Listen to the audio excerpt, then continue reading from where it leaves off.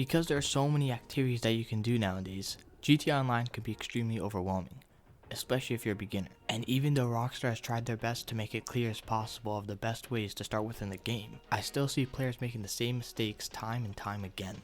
And these mistakes are holding you back. So in today's video, we're going over the top 5 worst beginner mistakes that you can make it within GTA Online. The mistakes we're going over in today's video are really costing you a lot of money, entertainment, and your own precious time.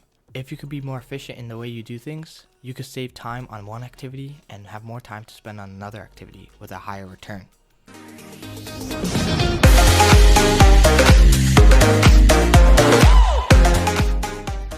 So the first mistake is not making the right purchases at the start. But chances are, you got interested in GTA Online because of all the cool activities it has to offer. Maybe you saw certain videos online, or maybe you saw your friends playing and having so much fun. But because you're starting from scratch, you can't compete with them and do the same activities as them or buy the exact same items as them because, well, you got next to nothing. You must start from the ground up, and if you just purchase a next-gen version of GTA, you're off to a good start, as Rockstar will gift you money to get you started, and it's critical that you invest that money in businesses rather than random vehicles or things that will allow you to do one or two things and then nothing else. Look to set up the Caliprio heist by buying into a submarine, buy into an agency, and completing the missions with Franklin and Dr. Dre.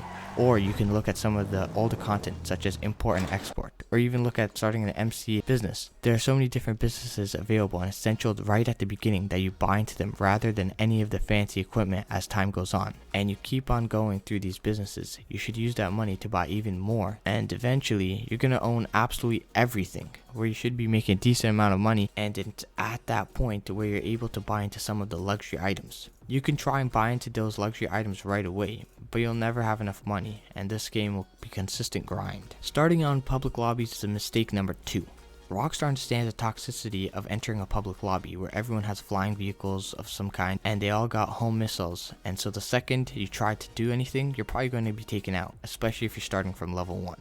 And this mistake can be divided into 2 categories. I've seen new players get into fights with higher ranked players and try to take them down with a pistol, which never works. They're going to use home missiles and take you out every time, and it's probably be borderline griefing at a couple minutes. On the other hand, perhaps you're not trying to pick a fight with a higher ranked player. Perhaps you're interested in a business and you're going through the setup mission. Well, the second you pick up the primary target, no matter what it is, after about 10 to 15 seconds, an alert will go out to all nearby surrounding players, publicly inviting them to attack you. And of course, there's an incentive for them to do that. This really doesn't come down to griefing. It comes down to the game laying out that they can get paid money for destroying your goods. It's just a new way it is in public lobbies. And if they can do that with ease, then there's really no reason not to do it. So, the best thing to do is to go into an invite-only lobby where you can sit there and play a solo or invite your friends and just tag along with them. It'll also make your life so much easier. 90% of the content available with GTA Online is still available within an invite-only session,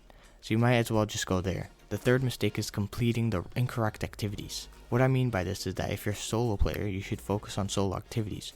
Whereas if you're playing with friends, you should focus on activities that require multiple players. And there are a few businesses available within GTA Online that cater to both, which is where you should start thinking logically if you're going to take that business. For example, if you're in the cocaine lockup, you can do much larger deliveries by filling up that bottom bar, which will give you more money. But there's no reason for you to max it out with a full bar. If you're a solo player, you're going to lose money, so you'll have to adapt. You need to make sure that after you resupplied once or twice and start to fill up the stock, that's when you do the delivery, so that you only need 1 or 2 vehicles, because once it becomes more than that, the timer doesn't change and it gets very close to actually being able to complete, which you need to complete very similar to. This means that if you're a solo player, you'll have a difficult time completing the heist, which requires multiple players. However, if you are a group of friends with whom you regularly play with, you'll have no trouble. It makes sense for you to go through the setup missions by yourself and then wait until all your friends are available so that you can play all together, so that you can actually focus on the entertaining side of the content. But if you're ultimately a solo player,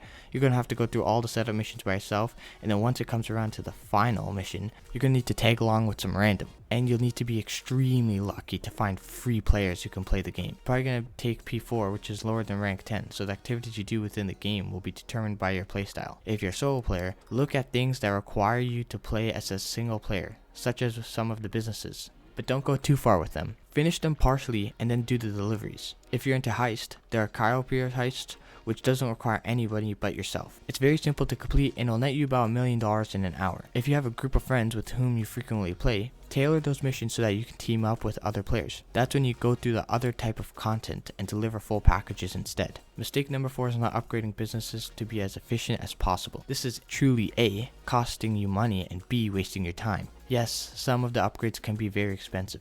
With MC Clubhouse, you need to buy into the clubhouse itself unless you get free one. And then you're going to need to buy into the separate businesses, all of which vary in price. And then on top of that, each of those businesses has additional upgrades which can cost a few million here or there depending on the business itself. So this is when putting the effort makes sense. For example, if you want to work in a cocaine lockup, you have to invest in the business and risking stealing supplies. The mission itself will take about 10 to 15 minutes in an invite-only session because you'll need to drive to Los Santos and then drive a truck, lorry, or even van back to your cocaine lockup. It's a slow and tedious mission, but once you have enough money, you should seriously consider investing in upgrades. The most important ones are your staff and your equipment. These are two that you should prioritize. First, because they will improve your cocaine lockup as business and, ultimately, the amount of money that you can make in an hour. It is no longer preferable to steal supplies at this point. Instead, it is preferable to purchase supplies. Yes, they'll still cost $75,000 and cuts into your earnings, but as long as you can complete the delivery, you will always be profitable. And with the time you saved, you can now work on something else. You can either look into another business or start looking into different types of highs that you can complete on your own. Complete the setup missions, the heist finale, and then by the time you're finished, you have cocaine that is ready for delivery. The fifth and final error for this video is that it does not take advantage of weekly updates. That includes discounts and bonuses. Every week, Rockstar releases a newswire with the most recent discounts and bonuses. Here you'll be able to see where you can get double or triple money as well as discounts that may reduce the cost of some essential equipment. This will either increase the amount of money you could make or lower the cost of investing in a particular activity. Unfortunately, all of Rockstar's content comes with a hefty price tag. It's not too much for an established player with a lot of money coming in, but for a new player, you'll need to buy up to $2 million just to stay in a Casco submarine.